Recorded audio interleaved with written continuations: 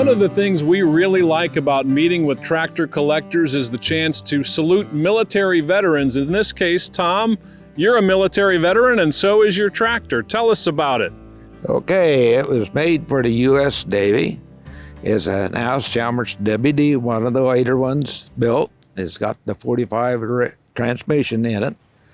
It was put together by Consolidated Diesel Electric in Vermont. And they designed how to attach the magnet and the generator and everything. What's unique about this one, they made everything for it. The generator, the magnet, the control box, all this. But the others I've got, they did not. They bought components and put them together.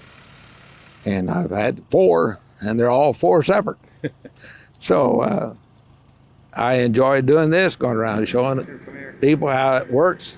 Very seldom I run across anybody that's seen them, but I have talked to people that drove them in the service after 15 years of showing them. So this is a U.S. Navy tractor, but it is really an Allis Chalmers WD-45 that dates back from 1955. What did the Navy use this one for? It was built to pick up what they call FOD material on the runways. Parts did fall off planes then, and the jets was coming out then. So a little 1/4-inch nut laying on the runway would get sucked up in that jet engine and destroy it. If they're fortunate enough to get up in the air and then it blow up, you lose the crew plus the plane. So if you save a 1 jet engine, more than pay for that tractor. Yeah, so that was a pretty big deal to have a magnet on a tractor to go over the runway, pick up all those loose pieces of metal. Tell us just a little bit about some of the design features that are different on this from a typical Allis Chalmers WD-45. Well, one thing, the foot clutch, there's a stop on it. They've ground that off. I have no clue why. The turn off for the gas is 3-way valve on, which is military specs again. And they had, of course, beef up the frame, as you can tell in the pictures you see them. Yeah, so a little heavier built, what, on the front axle? Front axle, main frame, there's 1/4-inch plate there.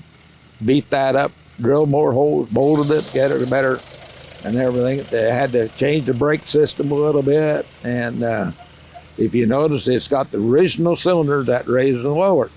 Instead of swinging back, they moved it up front, made brackets. Original hose. I'm an original person.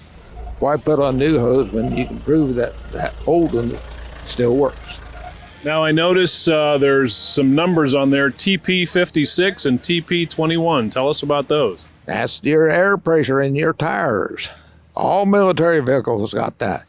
You got to make it simple for the military personnel, because the one, they moved the oil filter from underneath the tractor up where he'd have to bend over and take it off and change oil.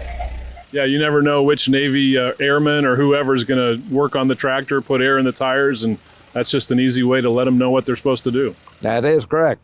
If you look at any military vehicles, it's got that on them.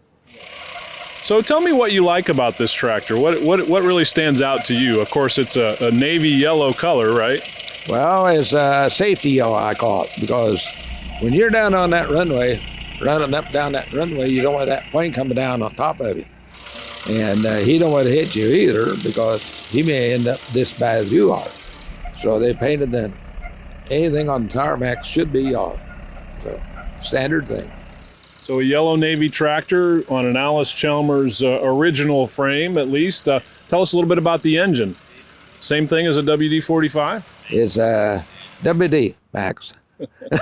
I'm sorry about that, but it does have the 45 transmission in it. So when you take this one to a show like this one here in Franklin County, bunch of Allis Chalmers orange, and you got this yellow machine, what do folks say? Well, why is it painted yellow? Why is it painted yellow? Why is this? Why is that? So I'm always sitting near it most of the time answering my questions. Do you think it's important to preserve not only farm tractor history, but tractors like this that actually served in the military? I certainly do think that we ought to preserve them, because 20 years from now, kids won't even know what a tractor looks like, what they're made for. All right, Tom Wilcox of Wabash, Indiana. Thanks for sharing the story of your Navy Allis Chalmers tractor.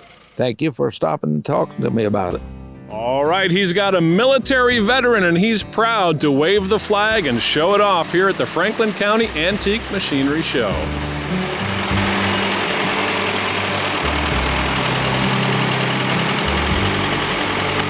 Hey, thanks for catching Classic Tractor Fever.